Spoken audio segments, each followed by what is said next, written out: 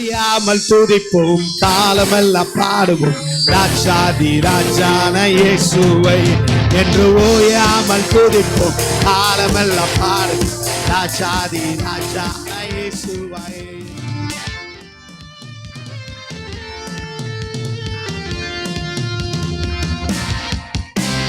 சத்துருவை மிதிப்பார், எதிரி அகட்டுவான், இயேசுவை ஜெயிப்பார், ராஜரீகம் பண்ணுவார்.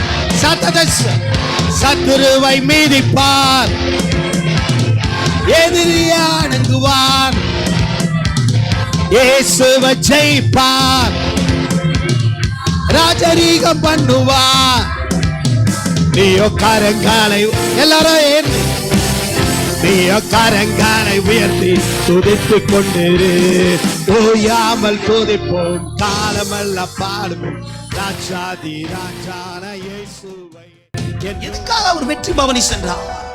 ஏன் அவர் வெற்றி பவனி போக வேண்டும் என்றால், சிலுவையில அவர் செய்து முடிக்கிறதுக்கு முன்பாகவே, வெற்றியை பெறுவதற்கு முன்பாகவே அந்த வெற்றி பவனியை இயேசு கொண்டாடினார். கையை தட்டுங்க, ஹல்லேலூயா. யாருக்காக அப்படி என்றால், உங்களுக்காகவும் எனக்காகவும். ஆமென். யாருக்காக? உங்களுக்காக, எனக்காக.